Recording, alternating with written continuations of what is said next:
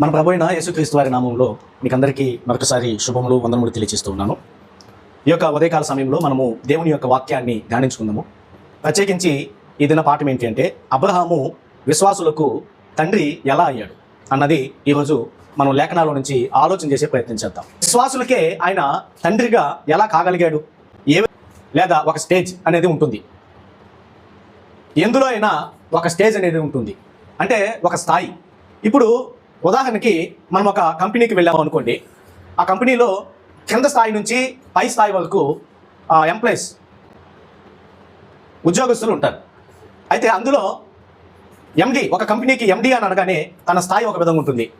అలాగే ఓ కంపెనీకి మేనేజర్ అనగానే ఆయన స్థాయి ఒక విధంగా ఉంటుంది, ఆయన అర్హత ఒక విధంగా ఉంటుంది. అదేవిధంగా ఒక హెచ్ఆర్ అని అనగానే ఆయనకు ఒక స్థాయి ఉంటుంది, ఆయనకు ఒక అర్హత ఉంటుంది. ఇక్కడ మనము ఒక వ్యక్తి ఒక స్థాయిలోనికి వెళ్ళడానికి ఎలా అయ్యాడు అనే క్వశ్చన్ అనేది మనకు ఖచ్చితంగా వస్తుంది. బ్రదర్, మీరు ఈ మధ్య సాధారణంగా ఒక ఎంప్లాయీగా ఉన్నారు కదా, ఇప్పుడే ఎలా అది సాధ్యమైంది? మీరు ఉన్నతమైన స్థితిలోనికి వెళ్ళడానికి గల కారణం ఏంటి అని మనం కొంతమందిని చూసినప్పుడు ఆశ్చర్యంగా అడుగుతూ ఉంటాం. దాన్ని ఏమంటారంటే ప్రమోషన్, ఉన్నతమైన స్థాయిలోనికి హెచ్చించబడడం అన్నది. అయితే మనము అబ్రహాం అనేటువంటి వ్యక్తి జీవితాన్ని మనం పరిశీలన చేసినప్పుడు, అబ్రహాం అనేటువంటి వ్యక్తి అసలు విశ్వాసులకే తండ్రి ఎలా కాగలిగాడు అనేటువంటి క్వశ్చన్ నాకు వచ్చినప్పుడు నేను లేఖనాల నుంచి కొన్ని సంగతులను అధ్యయనం చేశాను, ఆలోచన చేశాను. అందులో నాకు అర్థమైనటువంటి కొన్ని పాయింట్లని నేను మీకు తెలియజేసేటువంటి ప్రయత్నం చేస్తాను. చూడండి, సాధారణంగా మనం ఈ విషయం అర్థం అవ్వాలంటే ఒకసారి కొత్త నిబంధనలో ప్రభు అయిన యేసుక్రీస్తు వారు ఆయన సువార్త పరిచయం చేస్తూ ఉన్నప్పుడు అబ్రహాము అనేటువంటి టాపిక్ ని యేసుక్రీస్తు ప్రభు వారు ఆ విషయాన్ని ప్రస్తావించడం జరిగింది. ఒకసారి మనము లూకా సువార్త 13వ అధ్యాయము 16వ వచనాన్ని చదువుకోగలిగితే, లూకా సువార్త 13వ అధ్యాయము 16వ వచనం. సాతాను బంధించిన అబ్రహాము కుమార్తె అయిన ఈమెను విశ్రాంతి దినమందు ఈ కట్ల నుండి విడిపింపదగదా అని అతనితో చెప్పింది. దేవుని యొక్క వాక్యము నుంచి లూకా సువార్త 13:16లో ప్రభు అయిన యేసుక్రీస్తు వారు చెబుతున్నారు, ఇదిగో 18 ఏండ్ల నుండి సాతాను బంధించిన అబ్రహాము కుమార్తె అయిన ఈమెను విశ్రాంతి దినమందు ఈ కట్ల నుండి విడిపింపదగదా అని అతనితో చెప్పింది. ఇక్కడ అబ్రహాము కుమార్తె అనే ఒక వ్యక్తిని గురించి మాట్లాడడం జరుగుతుంది. ఒక వ్యక్తిని గురించి. ఎవరు ఆమె అంటే 11వ వచనములో అంటాడు, 18 ఏండ్ల నుండి బలహీనపరచు దయ్యము పట్టిన ఒక స్త్రీ అచ్చట నుండెను. ఆమె నడుము వంగిపోయి ఎంత మాత్రమును చక్కగా నిలబడలేకుండా ఉండెను. ఒక స్త్రీ, అది కూడా 18 ఏండ్ల నుండి బలహీనపరిచే దయ్యము పట్టిన ఒక స్త్రీ అచ్చట ఉంది. ఆమె నడుము వంగిపోయింది. ఆమె ఎంత మాత్రమును చక్కగా నిలబడడానికి అవకాశం లేకుండా ఉంది. బలహీనపరచు దయ్యం అంటారు దీన్ని, బలహీనపరచు దయ్యం. ఇలాంటి ఒక దయ్యం చేత పీడించబడుతున్న ఒక స్త్రీ ఎన్ని సంవత్సరాల నుండి అంటే 18 ఏండ్ల నుండి 18 ఏండ్ల నుండి బలహీనపరచు దయ్యము పట్టిన ఒక స్త్రీ అచ్చట ఉంది. బలహీనపడి ఉంది, నడుము వంగిపోయింది. అది కూడా ప్రత్యేకంగా చక్కగా నిలబడలేకుండా ఉన్న స్థితిలో ఉంది. ఇప్పుడు ఆమెను గురించి ప్రభు యేసుక్రీస్తు వారు చెబుతున్నారు, ఈమె అబ్రహాము కుమార్తె. అబ్రహాము కుమార్తె అనేటువంటి పదము వాడడం జరిగింది. వాస్తవానికి కుమారుడు అనేటువంటి పదం లేదా తండ్రి అనేటువంటి పదాన్ని మనం అధ్యయనం చేస్తున్నప్పుడు, తండ్రి అని అనగానే సృష్టికర్త అయినటువంటి దేవాతి దేవుడు మనల్ని సృష్టించి మనల్ని కన్నాడు కాబట్టి, మనల్ని పోషిస్తున్నాడు కాబట్టి మన ఆత్మలకు తండ్రి ఆయన. అది మొదటిది. రెండవదిగా, కొంతమంది డినామినేషన్లో కొన్ని సంఘాలలో చర్చ్ ఫాదర్ అనేటువంటి పదాన్ని వాడుతూ ఉంటారు. చర్చ్ ఫాదర్, సంఘానికి తండ్రి అనేటువంటి పదం. ఇది రెండవదిగా ఆ పదాన్ని వాడటం వెనకాల రెండవ ఉద్దేశం, రెండవ విధానంలో వాడతారు. మూడవదిగా, తండ్రి అనేటువంటి పదం ఎవరైతే మనకు ఒక మూల పురుషుడిగా కనబడుతున్నాడో, మన మూలాలు అక్కడి నుంచి ఉన్నాయో, మన విశ్వాసం యొక్క ఆ మూలాలు ఎక్కడైతే ఉన్నాయో, లేదా మనకు ఒక మంచి నాయకుడిగా ఎవరైతే ఉన్నారో, మనం అనుసరించడానికి, మనం ఆయన లక్ష్యాలను ఛేదించడానికి, ఆయన వెంబడించడానికి ఎవరినైతే మనం ఒక గురిగా గమ్యంగా పెట్టుకొని మన వంశానికి లేదా మన యొక్క ఉద్దేశాలకి మూలాలుగా ఒక వ్యక్తిని పెట్టుకుంటామో, మూల కారకులుగా, అలాంటి వ్యక్తిని కూడా తండ్రి అనేటువంటి పదం వాడడం జరిగింది. అదే విషయాన్ని మనము రోమాపత్రిక 4వ అధ్యాయము 1వ వచనాన్ని అపోస్తలుడైనటువంటి పౌలు గారు దేవుని యొక్క వాక్యాన్ని తెలియజేస్తూ రోమిలికి రాసినటువంటి పత్రికలో రోమాలో ఉన్నటువంటి స్థానిక సంఘానికి ఆయన తెలియజేస్తూ ఈ మాట చెప్తున్నాడు. కాబట్టి శరీరము విషయమై మన మూల పురుషుడకు అబ్రహామునకు ఏమి దొరికినని అందుము. ఇక్కడ మనం వాక్యాన్ని ఆలోచిస్తే, శరీర విషయమై మన మూల పురుషుడు, ఇక్కడ తండ్రి అనేటువంటి పదం ఇంగ్లీష్లో ఫాదర్ అనేటువంటి పదం కనబడుతుంది, కానీ తెలుగులో చాలా చక్కగా దాన్ని తర్జుమా చేశాడు. ఏంటంటే మూల పురుషుడు అనేటువంటి పదం. కాబట్టి అబ్రహాము అనేటువంటి వ్యక్తి విశ్వాసులకు తండ్రి, లేదా విశ్వాసానికి చెందినటువంటి ప్రజలు ఎవరైతే ఉన్నారో వాళ్ళకి మూల పురుషుడిగా పిలువబడుతున్నాడు అనేది లేఖనాలు మనం గమనించగలము. అయితే ఇప్పుడు ఏ విధంగా అబ్రహాము విశ్వాసులకు తండ్రి ఎలా కాగలిగాడు అని మనము ఆ లేఖనాలను పరిశీలన చేయగలిగితే, ఒకసారి ఆ యేసుక్రీస్తు ప్రభు వారు ఒక వ్యక్తిని గురించి ఒక మాట చెప్తున్నాడు. లూకా సువార్త 19వ అధ్యాయము 9వ వచనాన్ని చదువుకోగలిగితే, అందుకు యేసు ఇతడును అబ్రహాము కుమారుడే, ఎందుకనగా నేడు ఈ ఇంటికి రక్షణ వచ్చి ఉన్నది. కాబట్టి జక్కయ్య అనేటువంటి వ్యక్తిని గురించి ప్రభు అయిన యేసుక్రీస్తు వారు ఇతడును అబ్రహాము కుమారుడే అని అంటున్నారు. అబ్రహాముకి కుమారుడు అని అనగానే రెండు విధాలుగా ఆ పదాన్ని వాడడం జరిగింది. ఒకటి, వంశానికి చెందినటువంటి వ్యక్తులు ఎవరైతే ఉంటారో, యోధా జనాంగం, ఇశ్రాయేలు జనాంగం, వీళ్ళందరూ కూడా శరీరాన్ని బట్టి అబ్రహాము యొక్క సంతానముగా పిలువబడుతున్నారు. కానీ మరొక విధానంలో మనం ఆలోచన చేస్తే, మరొక కోణంలో మనం ఆలోచిస్తే, ఎవరిలో అయితే అబ్రహాము కలిగి ఉన్నటువంటి ఆ విశ్వాసము, ఆ మూలాలు ఎవరిలో అయితే కనబడుతున్నాయో అలాంటి వ్యక్తిని అబ్రహాము కుమారుడు అంటారు. ఈ విషయాన్ని మనం గమనించగలిగితే, ప్రభు అయిన యేసుక్రీస్తు వారు యోహాను సువార్త 8వ అధ్యాయము 33వ వచనాన్ని చదువుకోగలిగితే, ప్రియమైన దేవుని వారలారా, కొందరు శాస్త్రులు, పరిసయ్యులు వీళ్ళ యొక్క భావన ఏంటంటే, వారు మేము అబ్రహాం సంతానము, చూడండి, ఎన్నడూను ఎవనికి దాసులమై ఉండలేదే, మీరు స్వతంత్రులుగా చేయుదురని ఎలా చెబుతున్నారని ఆయనతో అనేది. ఓకే, కాబట్టి 8వ అధ్యాయంలో, యోహాను సువార్త 8వ అధ్యాయంలో నేను మిమ్మల్ని స్వతంత్రులుగా చేస్తాను అని మీరు అంటున్నారు. చూడండి 33వ వచనం చదువుకున్నట్లయితే 33లో, వారు మేము అబ్రహాము సంతానము, మేము ఎన్నడను ఎవనికిని దాసులమై ఉండలేదే, మీరు స్వతంత్రులుగా చేయబడుదురని ఎలా చెప్పుచున్నామని ఆయనతో అనిరి. అయితే ఇక్కడ 37వ వచనంలో అందుకు స్పందనగా ప్రభు అయిన యేసుక్రీస్తు వారు ఏం చెప్తున్నారో చూడండి. మీరు అబ్రహాము సంతానం అని నాకు తెలియను. ఎస్, మీరు అబ్రహాము సంతానం అని చెప్తున్నారు, మీరు అబ్రహాము సంతానం అని నాకు తెలుసు. కానీ ఆయన ఏమంటున్నాడంటే, చూడండి, మీరు అబ్రహాము సంతానం అని నాకు తెలియను, అయినను మీలో నా వాక్యమునకు చోటు కనుక నన్ను చంప వెతుకుతున్నారు. కాబట్టి వీళ్ళు అబ్రహాము సంతానమే, కానీ అబ్రహాముకి ఉన్నంత విశ్వాసము వీళ్ళకి లేదు. అబ్రహాము ఏ విధంగా అయితే దేవుని యొక్క మాటలు, దేవుని యొక్క వాక్యానికి, దేవుని మాటలకి ఆయన జీవితంలో ప్రథమ స్థానం ఉందో, అలాంటి ఒక ప్రథమ స్థానం మీలో లేదు అంటాడు. ఆయన ఉద్దేశం అది. ప్రియులారా, 39లో అంటాడు, అందుకు వారు ఆయనతో మా తండ్రి అబ్రహాము అనేది, ఈ పాయింట్ జాగ్రత్తగా వినాలి. అందుకు వారు ఆయనతో మా తండ్రి అబ్రహాము అనేది. యేసు, మీరు అబ్రహాము పిల్లలైతే అబ్రహాము చేసిన క్రియలు చేతురు, దేవుని వలన వినిన సత్యము మీతో చెప్పిన వాడినైనా నన్ను మీరు ఇప్పుడు చంప వెతుకుచున్నారే, అబ్రహాము అట్లు చేయలేదు. చూడండి, అబ్రహాము మీలా చేయలేదు. మీరేం చేస్తున్నారంటే, నేను దేవుని క్రియ నిమిత్తమే వస్తే, నేను సత్యాన్ని చెబుతూ ఉంటే, నేను తండ్రి మాటలు మీకు తెలియజేస్తుంటే, మీరు నన్ను చంపే ప్రయత్నం చేస్తున్నారు, చంపడానికి వెతుకుతున్నారు. కానీ అబ్రహాము ఆ పని చేయలేదు. అబ్రహాము ఇలాంటి క్రియలను కలిగలేడు. కానీ అబ్రహాము యొక్క సంతానం అని చెప్పుకుంటున్న మీరు అబ్రహాము క్రియలు చేయకుండా అబ్రహాము చేయని క్రియలు మీరు చేస్తున్నారు. ఇక్కడ మనం గమనించగలిగితే, అబ్రహాముకి కుమారుడు, అబ్రహాముకి కుమార్తె ఒక వ్యక్తి ఎలా అవుతాడు అంటే, ఒకటి ఆ వంశంలో నుంచి రావడం వలన, లేదా యూదులుగా, ఇశ్రాయేలీలుగా ఉన్న వాళ్ళని భౌతికమైన అబ్రహాము సంతానం అంటారు.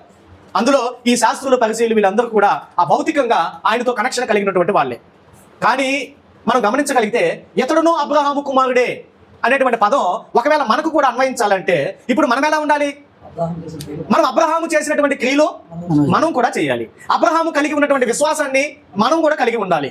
ఎప్పుడైతే శాస్త్రుల పరిశీలి యొక్క ఆ వైఖరి మనలో ఉంటుందో, ఎప్పుడైతే శాస్త్రుల పరిశీలి యొక్క విధానాలు మనలో ఉంటాయో, లేదా 44లో అంటున్నాడు, మీరు మీ తండ్రి యొక్క అపవాది సంబంధులు, మీ తండ్రి దురాశను నెరవేర్చగలుగుతున్నారు. ఆది నుండి వాడు నరహంతకుడై ఉండి సత్యమందు నిలిచిన వాడు కాడు, వాని యందు సత్యమే లేదు. వాడు అబద్ధమాడునప్పుడు తన స్వభావం అనుసరించే మాట్లాడును, వాడు అబద్ధికుడును అబద్ధమునకు జనకుడునై ఉన్నాడు. వీళ్ళు ఏమనుకుంటున్నారంటే, మేము అబ్రహాము సంతానం అని చెప్పుకుంటున్నారు, అబ్రహాము పిల్లలమని చెప్పుకుంటున్నారు, కానీ అబ్రహాము చేసిన క్రియలు మీలో లేవు. అబ్రహాము క్రియలు మీలో లేవు కనుక అబ్రహాము మీలాగా ప్రవర్తించలేదు. కానీ మీరు అబ్రహాము సంతానం అనుకుంటున్నారు, కానీ మీరు అపవాది సంతానము, మీరు అపవాది పిల్లలు. చాలా కొండ బద్దలు కొట్టినట్లుగా యేసు ప్రభు వారు చాలా స్వచ్ఛంగా, చాలా ముక్కుసూటిగా, డొంక తిరుగుడు మాటలు ఆయన దగ్గర ఉండవండి, మోమాటం ఆయన దగ్గర ఉండదండి. చాలా మంది జీవితాలు ఎలా కనబడతాయంటే, ప్రియమైన దేవుని వల్ల వాక్యానికి వాళ్ళు చెవిని ఇవ్వలేరు, వాక్యానికి వాళ్ళు మెడను వంచరు, లేదా హృదయాన్ని ఆ దేవుని వాక్యానికి లోబడే విధంగా చేయరు. ఇలాంటి వాళ్ళని మీరు గమనించారా? ఉదాహరణకి స్తెఫను వాక్యం చెప్తున్నప్పుడు అక్కడ ఒక పదాన్ని వాడతాడు, ముష్కరులారా అనే పదం వాడతాడు. ముష్కరులారా అంటే మీరు దేవుని యొక్క వాక్యానికి మెడ వంచని వారు, మీ హృదయాన్ని లోబడనివ్వకుండా చేస్తున్నటువంటి వాళ్ళు మీరు. సమాజం దేవుని వాక్యాన్ని ఎలా అంగీకరించాలో ఒకసారి యాకోబు పత్రిక 1వ అధ్యాయము 21వ వచనంలో, ప్రేమైన దేవుని వాళ్ళగా తన వాక్యంలో దేవుడు ఏం చెప్తున్నాడు చూడండి. విరవిగుచున్న దుష్టత్వమును మాని, సమస్త కల్మషమును విరవిగుచున్న దుష్టత్వమును మాని లోపల నాటబడి మీ ఆత్మలను రక్షించుటకు శక్తి కలిగిన వాక్యమును సాత్వికముతో అంగీకరించుడి. ఎవరైతే మన ఆత్మలని రక్షించేటువంటి వాక్యం ఇది అని ఆ వాక్యాన్ని సాత్వికంగా చిన్న పిల్లల యొక్క మెత్తని హృదయం వలె చాలా మెత్తని స్వభావాన్ని ధరించిన వాళ్ళమై దేవుని వాక్యానికి పూర్తిగా మనం సరెండర్ అయిపోతామో, లోబడిపోతామో, వాక్యానికి విధేయత చూపిస్తామో మనమే దేవుని పిల్లలం అవుతాం. ఒకవేళ దేవుని వాక్యాన్ని పక్కన పెట్టి దేవుని వాక్యం మీద తిరగబడి దేవుని వాక్యాన్ని ఎదిరించి దేవుని వాక్యాన్ని చెబుతున్న వ్యక్తిని పండ్లు కొరికి, స్టెఫన్ అనేటువంటి వ్యక్తి వాక్యం చెబుతున్నప్పుడు పండ్లు కొరికారు పిల్లలు. అక్కడ ఇశ్రాయేలీలు, యూదా జనాంగం వాళ్ళు ఎవరంటే తమ ప్రజలు వాళ్ళు, కానీ వాక్యాన్ని చెబుతున్నప్పుడు ఆ వాక్యాన్ని అంగీకరించలేకపోయారు. అయితే పండ్లు కొరకడం అనేది వాళ్ళు చేశారు. అందుకని ఆయన ఆ మాట చెప్పాడు, ముష్కరులు అనేటువంటి పదాన్ని వాడాడు. కాబట్టి అబ్రహాము సంతానం ఎవరు అంటే దేవుని వాక్యానికి చోటునిచ్చేటువంటి వాళ్ళనే అబ్రహాము సంతానము అంటారు. ఇంకొక మాట, అబ్రహాము సంతానము అని ఎవరిని అంటారంటే అబ్రహాము చేసిన క్రియలు ఎవరైతే చేస్తారో వాళ్ళనే అబ్రహాము సంతానము అంటారు. అబ్రహాముకి కలిగినటువంటి విశ్వాసాన్ని ఎందరైతే కలిగి ఉంటారో వాళ్ళనే అబ్రహాము సంతతి, అబ్రహాము కుమారుడు, అబ్రహాము కుమార్తె అని అంటారు. ఇంకా కొన్ని విషయాలు ఉన్నాయి, అవి నేను చివరిలో చెప్పే ప్రయత్నం చేస్తాను. కాబట్టి దేవుని వాళ్ళగా వాక్యానికి చోటు లేదు, నా వాక్యానికి మీ యొద్ద చోటు లేదు, అబ్రహాము ఎలా చేయలేదు అంటున్నాడు. Okay right. ఇప్పుడు అబ్రహాము ఎలా ఉంటే, అబ్రహాము అనే వ్యక్తి ఎలా ఉంటే విశ్వాసులకి తండ్రి కాగలిగాడు? ఏ విధంగా అబ్రహాము అనేటువంటి వ్యక్తి విశ్వాసులకి తండ్రి అయ్యాడు అని ఆలోచిస్తే ఒక విషయాన్ని మనం గమనించుదాం పిల్లగా. రోమాపత్రిక 4వ అధ్యాయము, ఒక నిమిషం తీసుకోండి అందరూ. ఈ హేతువు చేతను ఆ వాగ్దానమును యావ సంతతికి అనగా ధర్మశాస్త్రము గల వారికి మాత్రము కాక అబ్రహామునుకున్నట్టి విశ్వాసము గల వారికి కూడా దృఢము కావాలని కృపను అనుసరించినదై ఉండినట్లు అది విశ్వాస మూలమైనది ఆయను. ఇప్పుడు ఇక్కడ మనం ఏం గమనిస్తామంటే అబ్రహాము అనేటువంటి వ్యక్తికి ఎలాంటి విశ్వాసం ఉంది? ఒక దృఢమైన విశ్వాసం ఉంది. అంటే మనం అబ్రహాము అనేటువంటి వ్యక్తి తన విశ్వాసము ఆ యొక్క క్వాలిటీ లేదా విశ్వాసం యొక్క నాణ్యత ఎలా ఉంది అంటే చాలా తక్కువ స్థాయిలో కనబడట్లేదు. ఒక వ్యక్తి కంపెనీలో ఒక వర్క్ చేస్తున్న వ్యక్తి మాటకు ముందు తలని అట్లా గట్టిగా టనుకొని మెంటలు చేసిన వ్యక్తిలాగా, బా ఏడా ఈ పని నాకు చాలా కష్టమైపోతుంది, ఏగలేకపోతున్నాను అని చెప్పి చాలా ఫ్రస్ట్రేషన్ చూపిస్తున్నాడు. అంటే ఒక వ్యక్తికి శాలరీ మాత్రం పెరుగుతూ ఉండాలి, పని మాత్రం తగ్గుతూ ఉండాలి. పని తక్కువగా ఉండాలి, జీతం పెరగాలి. అదేనా? ఒక వ్యక్తికి ఒక రోజుకి 10,000 జీతం, కంపెనీలో ఒక వ్యక్తికి రోజుకి 10,000 జీతం. నెలంతా మనలాంటి వ్యక్తి పనిచేసే జీతం ఒక రోజుకి సంపాదిస్తాడు అతను. కానీ అతనుకున్న టెన్షన్లు ఎంత స్థాయిలో ఉంటాయంటే, తనకున్న పరీక్ష ఏ స్థాయిలో ఉంటుందంటే, తనకున్న ఒత్తిడి ఏ స్థాయిలో ఉంటుందంటే అసలు దాన్ని మామూలు వ్యక్తి చూస్తే వద్దుగా నాయన ఈ పని అనుకుంటున్నాను నేను ఈ పాయింట్. ఒక వ్యక్తి విశ్వాసంలో బలమైన వ్యక్తిగా ఉన్నట్లయితే, అబ్రహాముని మనం విశ్వాసులకి తండ్రిగా మనం చూస్తున్నాం కదా, ఆయన ఎదుర్కొన్నటువంటి సంభవాలు, ఆయన ఎదుర్కొన్నటువంటి కఠినమైన పరీక్షలు, ఆయన ఎదుర్కొన్నటువంటి ఆ ఇబ్బందులు, ఆయన ఎదుర్కొన్నటువంటి ఆ శోధనలు, పరీక్షలు ఎలా ఆ వ్యక్తిని ఆ ఉన్నతమైన స్థితిలోనికి తీసుకొని వెళ్ళిపోగలిగాయి. అందులో ఆయన స్టెబిలిటీగా లేదా చక్కగా నిలబడగలిగాడు.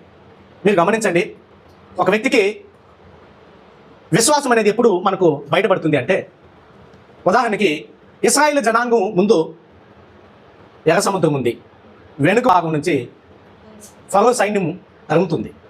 వెనక చూస్తే ఫరో సైన్యంతో వస్తుంది. అయితే ముందు చూస్తే ఎర్ర సముద్రం ఉంది. ఇప్పుడు ముందుకు వెళితే మునిగిపోతాం, వెనక్కి వెళితే వాళ్ళ చేతిలో వాళ్ళకి దొరికిపోతాం. వెనక్కి వెళ్ళడానికి లేదు, ముందుకు పోవడానికి లేదు. కానీ అక్కడ సమస్య చాలా తీవ్రమైన స్థాయిలో ఉంది. ఇప్పుడు వాళ్ళు ఏం చేయాలంటే వాళ్ళ విశ్వాసాన్ని ఆ స్థాయిలోనికి వాళ్ళు పెంచుకోవాలి. మనము సమస్యల్ని, శోధనల్ని తగ్గించలేము. మీరు గమనించాలి, మనకు వచ్చే సమస్యలు ఏదైతే ఉన్నాయో వాటి తాలూకా ఆ శోధన, ఆ శ్రమ, ఆ యొక్క పరిస్థితి, ఆ ఒత్తిడి ఏదైతే ఉందో దాన్ని మనం తగ్గించుకోలేము. దాని యొక్క తీవ్రతను మనం తగ్గించలేము. మరి మనం చేయాల్సింది ఏంటంటే విశ్వాసాన్ని పెంచుకోగలిగితే ఖచ్చితంగా అంటే మన ముందు ఈ సమస్య ఏదైతే ఉందో సమస్య తక్కువ అవ్వాలి, విశ్వాసము పెరగాలి. అప్పుడే అబ్రహాము యొక్క స్థాయిని మనము అందుకోగలం. ఎప్పుడైతే ఈ విశ్వాసం అనేది తగ్గిపోయి సమస్యని ఎక్కువగా చూస్తూ, శోధనని ఎక్కువగా చూస్తూ, ఇబ్బందిని ఎక్కువగా చూస్తూ, వ్యాధిని ఎక్కువగా చూస్తూ, దాన్నే గమనిస్తూ అందులోనే నిలబడిపోతామో అప్పుడు విశ్వాసం బలహీనమైపోతుంది, సమస్య మనల్ని ఓడిస్తుంది. ఒకసారి మీరు అబ్రహాము అనేటువంటి వ్యక్తికి ఒక పరీక్షని ఇచ్చాడు. అదేంటంటే ఆదికాండం 22 మొదటి వచనాన్ని మనం చదువుకోగలిగితే ప్రేమ దేవుని వారిలాగా, ఆదికాండము 22వ అధ్యాయంలో దేవాతి దేవుడు అబ్రహాముతో మాట్లాడుతున్నటువంటి ఆ మాటలను మనం ఒకసారి పరిశీలన చేద్దాం. ఆ సంగతులు జరిగిన తర్వాత దేవుడు అబ్రహామును పరిశోధించెను. ఎట్లనగా ఆయన అబ్రహామా అని పిలవగా అతడు చిత్తమ ప్రభువా నేను. అప్పుడు ఆయన నీకు ఒక్కడైన నీ కుమారుని అనగా నీవు ప్రేమించే ఇస్సాకును తీసుకొని మోరియా దేశమునకు వెళ్ళి అక్కడ నేను నీతో చెప్పబో పర్వతములలో ఒకదాని మీద దహన బలిగా అర్పించమని చెప్పాడు. ఇది ఎలా ఉంది? నీవు ప్రేమించే నీ ఒక్కడైన కుమారుని నాకు బలిగా అర్పించు. నీవు ప్రేమించే నీ ఒక్కడైన కుమారుని నాకు బలిగా అర్పించు. మరి ఇప్పుడు అలా అర్పించడానికి ఆయనకి అవకాశం ఉందా? దాన్ని అతడు జయించగలిగాడా? దాన్ని ఎలా ఎదుర్కొన్నాడు? ఒకసారి మనం ఆ లేఖనాల నుంచి మనం ఆలోచన చేస్తే హెబ్రీయులకు రాసిన పత్రికలో గ్రంథకర్త చెప్తున్నటువంటి ఒక అద్భుతమైన సంగతిని మనము గమనించగలం. హెబ్రీయులకు రాసిన పత్రిక 11వ అధ్యాయము 17-18 వచనాలు.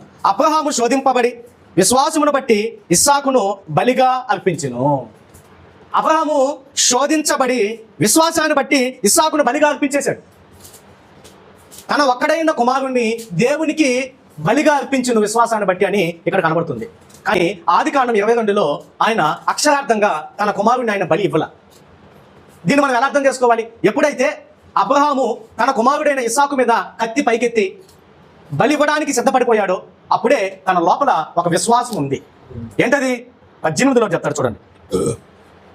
18 ఎవడు ఆ వాగ్దానములు సంతోషంతో అంగీకరించినో ఇస్సాకు వలన నీ సంతానం అనబడును అని ఎవరితో చెప్పబడినో ఆ అబ్రహాము మృతులను సహితం లేపుటకు దేవుడు శక్తిమంతుడని ఎంచినవాడై. ఎంత అద్భుతమైన మాట అది!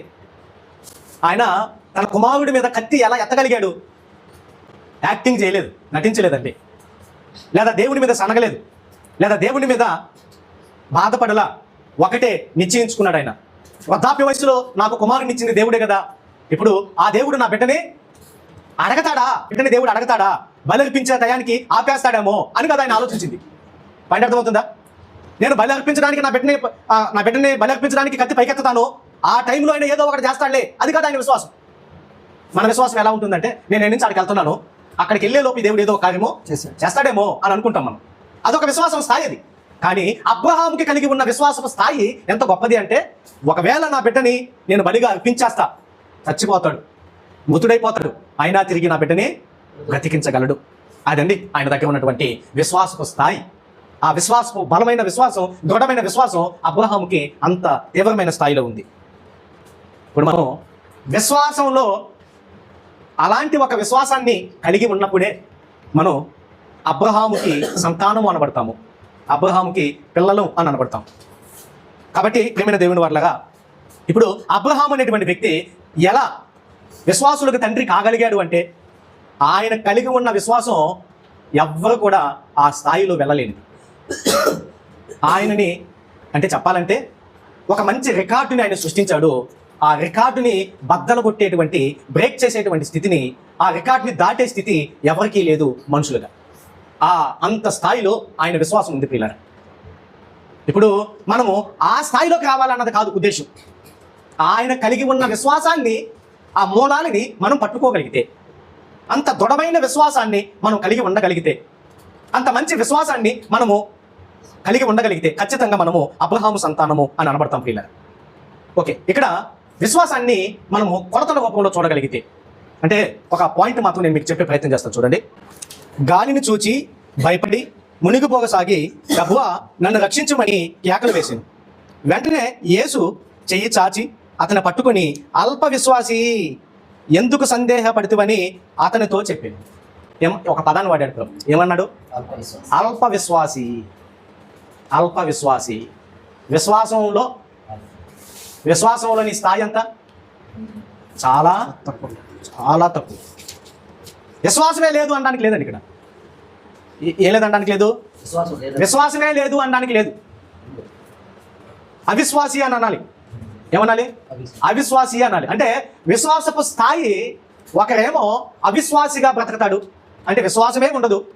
మరి కొందరేమో విశ్వాసంలో తప్పటడుగులు వేస్తుంటారు, కింద పడిపోతూ ఉంటారు. ఆ విశ్వాసపు యొక్క కొలత కొద్ది కొద్దిగా ఉంటుంది. కొందరికి ఉంటే చాలా తక్కువ ఉంటుంది, లేదా కొందరు దినదినము దాన్ని పెంచుకుంటూ పోతుంటారు. ఇప్పుడు సీమోను పేతురు యొక్క విశ్వాసం అల్ప విశ్వాసం అంటున్నాడు ప్రభు. ఆయన విశ్వాసే కాదు అనడానికి ఎలా చెప్పగలము అంటే, ఆయన విశ్వాసే కాదు అనకూడదని ఎలా చెప్పగలమంటే, ఆయన యేసు ప్రభు ఆయన చూసి, నీవే అయితే నీటి మీద నడవడానికి నాకు అధికారాన్ని, నాకు మాటని సెలవివ్వు అంటే వెంటనే ఆయన నేల మీద కొంత టైము నడవడం జరిగింది. అసలు చాలా గొప్ప విశ్వాసం కదా అది. అసలు నడవడమే గొప్ప విషయం. ఎందుకంటే ఆయన వైపు చూస్తూ కొంత టైం నడిచాడు ఆయన. ఎప్పుడైతే గాలిని అలాగే ఆ యొక్క పరిస్థితిని చూశాడో వెంటనే ఆయనలో విశ్వాసం అనేది డౌన్ అయిపోయింది, పూర్తిగా తగ్గిపోయింది. ఎప్పుడు తగ్గిపోతుంది మనకి విశ్వాసం? నీకున్నటువంటి అనారోగ్యం, నీకున్న ఆర్థిక ఇబ్బందులు, నీకున్నటువంటి సమస్య, నీకున్నటువంటి శాంతి లేకపోవడం, శత్రువుల భయము, శత్రువుల బాధ, ఇవన్నీ ఒకవైపు ఉంటే వాటిని చూస్తూ వాటిని గురించి ఆలోచిస్తూ ఉన్నట్లయితే విశ్వాసం సన్నగిల్లిపోతుంది, విశ్వాసం డౌన్ అయిపోతుంది. మరి చూడాల్సింది ఎవరిని? ప్రభువుని చూడాలి. ప్రభు వాక్యాన్ని మనము చూడగలిగితే, దేవా నాకు ఈ సందర్భంలో విశ్వాసాన్ని పెంపొందించుకోవడానికి శక్తిని దయచేయి, విశ్వాసపు స్థాయిని పెంచుకోవడానికి సహాయం చేయండి ఆయన. ఒక ఆయన అన్నాడు, విశ్వాసం ఉంచుచున్నావా అని ప్రభు అడిగితే, ప్రభువా అపనమ్మకము రాకుండానట్లుగా నా కోసం ప్రార్థన, లేదా నాకు సహాయం చేయాలి, అపనమ్మకం నాలో కలగకుండానట్లుగా నాకు సహాయము చెయ్యి అన్నాడు. అంటే మనం దేవుని పిల్లలమైన మనం విశ్వాసానికి కర్త, దానిని కొనసాగించేవాడని యేసు వైపు చూచుచు ఆయన సహాయాన్ని కనుక మనం తీసుకోగలిగితే, దేవా నాకున్న సమస్య ఇది, దాన్ని జయించడానికి నాకు శక్తి లేదు, కాబట్టి నా విశ్వాసాన్ని పెంచుకునే మార్గాన్ని నువ్వు వాక్యముతో నా విశ్వాసాన్ని పెంచు, నాకు సహాయం చేయని ప్రార్థన చేస్తే, వాక్యాన్ని ముందు పెట్టుకొని ప్రార్థన చేస్తే దేవుడు మన యొక్క విశ్వాసపు స్థాయిని మనకు పెంచుతాడు దేవుడు పిల్లలు. కాబట్టి విశ్వాసంలో డౌన్ అయిపోయినప్పుడు అల్ప విశ్వాసం అవుతాం, అసలు విశ్వాసమే లేకపోతే అవిశ్వాసం అవుతాం. కాబట్టి అవిశ్వాసిగా బ్రతుకుదామా, లేదా విశ్వాసాన్ని దినదినము పెంచుకుంటూ పోదామా? ఒకవేళ ఆ క్రమంలో మనము అబ్రహాముని చూడగలిగితే, ఆయన ఎవరికి అందనంత ఎత్తులో ఉండిపోయాడు, దృఢమైన విశ్వాసాన్ని కలిగి ఉన్నాడు. ఓకే, ఇప్పుడు మనం కొన్ని తేడాలను మనం గమనించుదాం. అబ్రహాం ఏమో విశ్వాసులకు తండ్రి అయ్యాడు కదా, అది ఎలా అంటే ఆయన దృఢమైన విశ్వాసాన్ని కలిగి ఉన్నాడు, విధేయతను కలిగి ఉన్నాడు. మూడవదిగా ఆయన విశ్వాసం క్రియలతో కూడిందిగా ఉంది, అంటే మొత్తమైనది కాదు. అలాగే వాగ్దానాన్ని స్వతంత్రించుకున్నాడు. అలాగే వాక్యమునకు, దేవుని మాటలకి, దేవుని వాక్యమునకు ఆయనలో చోటు ఉంది. అదేవిధంగా త్యాగం అనేది ఆయనలో ఉంది. 6 లక్షణాలను నేను గమనించాను. నెంబర్ 1, మొట్టమొదటిది త్యాగం. రెండవదిగా వాక్యానికి లోబడేటువంటి తత్వం. మూడవదిగా వాగ్దానాన్ని స్వతంత్రించుకునేటువంటి ఆ స్థితి. 4వదిగా విధేయత కలిగినటువంటి జీవితం. 5వదిగా దృఢమైన విశ్వాసం. 6వదిగా క్రియలతో కూడిన విశ్వాసం. ఇవన్నీ కలిగి ఉన్నందున, ఇంకా కొన్ని ఉన్నాయి, జస్ట్ వీటిని నేను పాయింట్అవుట్ చేసుకోగలిగాను. ఇవన్నీ కలిగి ఉన్నందున అబ్రహాము అనేటువంటి వ్యక్తి మనకందరికీ కూడా, అబ్రహాము పిల్లలు ఎవరైతే ఉన్నారో వాళ్ళకి ఆయన తండ్రిగా ఉండగలిగాడు, విశ్వాసులకి తండ్రిగా ఉండగలిగాడు అబ్రహాము అనేటువంటి వ్యక్తి. కానీ దానికి క్వైట్ ఆపోజిట్గా నేటి సమాజం కనబడుతుంది. అవిశ్వాసంలో ఉంటున్నారు, అల్ప విశ్వాసంలో ఉంటున్నారు, మృతమైన విశ్వాసాన్ని కలిగి ఉన్నారు, అవిధేయతను కలిగి ఉన్నారు, వాగ్దానాన్ని స్వతంత్రించుకునేటువంటి స్థితి లేదు. అలాగే దేవుని వాక్యానికి చోటు లేని జనాలు ఉంటున్నారు, స్వార్థముతో ఉంటున్నారు. ప్రభువైన యేసుక్రీస్తు వారు ఆయన త్యాగం ఎంత గొప్పదో అని అనడానికి ఫిలిప్పీ పత్రికలో అపోస్తలుడైన పౌలు గారు, అందరూ తమ సొంత కార్యములనే చేయుచున్నారు కానీ యేసుక్రీస్తు కార్యములను చూడండి. క్రీస్తేసులకు కలిగిన ఈ మనసును మీరు కూడా కలిగి ఉండండి చెబుతూ, మీరు ఎలా ఉన్నారంటున్నాడంటే, మీరు మీ సొంత కార్యాలనే చేసుకుంటూ పోతున్నారు. సొంత కార్యాల మీద ఉన్నటువంటి శ్రద్ధ, సొంత కార్యాల మీద ఉన్నటువంటి ప్రేమ, ఆ శ్రద్ధ, ఆ త్యాగం, ఆ మనసు యేసుక్రీస్తు కార్యాల మీద లేని వాళ్ళు అబ్రహాము పిల్లలు ఎలా కాగలరు? దేవుని ఇంటి పని మీద ఆసక్తి లేని ప్రజలు దేవుని సంతానముగా, అబ్రహాము సంతానంగా ఎలా కాగలరు? వాగ్దాన బలం మీద నిలబడలేని ఒక వ్యక్తి ఏ విధంగా అబ్రహాము సంతానముగా ఉండగలడు? అబ్రహాము మాకు తండ్రి అని చెప్పగలడు? దేవుని వాక్యానికి లోబడినటువంటి వ్యక్తులు, దేవుని వాక్యాన్ని ధిక్కరించే వ్యక్తులు, దేవుని వాక్యానికి దేవుని వాక్యాన్ని ఎదిరించేటువంటి వ్యక్తులు అబ్రహాముకి పిల్లలు ఎలా కాగలరు? సాత్వికమైన మనసుతో, చిన్న పిల్లల మనస్తత్వంతో, మెత్తని హృదయంతో వాక్యాన్ని అంగీకరించాలి ప్రియులు. ఇప్పుడు మనం ఎవరము, మన స్థాయి ఏంటి అని అంటే గలతీ పత్రిక 3వ అధ్యాయం 29వ వచనాన్ని మనం లేఖనాల నుంచి చదువుకునేటువంటి ప్రయత్నం చేద్దాం ప్రియుల. గలతీలకు రాసిన పత్రిక 3వ అధ్యాయము 29వ వచనము. అపోస్తలుడైన పౌలు గారు చెబుతున్నాడు. ఆయన చెబుతున్న ఒక ప్రాముఖ్యమైన విషయము, మీరు క్రీస్తు సంబంధులైతే ఆ పక్షమందు అబ్రహాము యొక్క సంతానమై ఉండి వాగ్దాన ప్రకారము వారసులై ఉన్నారు. మీరు ఎవరి సంబంధులైతే? క్రీస్తు సంబంధులైతే. ఒకవేళ మీరు క్రీస్తు సంబంధులైతే వాగ్దానాన్ని బట్టి అబ్రహాము సంతానం అనబడతారు. క్రీస్తుకి మాకు ఎలాంటి సంబంధం లేదు. క్రీస్తు చెప్పిన వాక్యానికి మాకు ఎలాంటి సంబంధం లేదు. క్రీస్తు యొక్క అడుగుజాడలో మేము నడవలేము. ఆయన ప్రేమతత్వాన్ని మేము కలిగి ఉండలేము. ఆయన జీవన విధానాన్ని మేము అనుసరించలేము.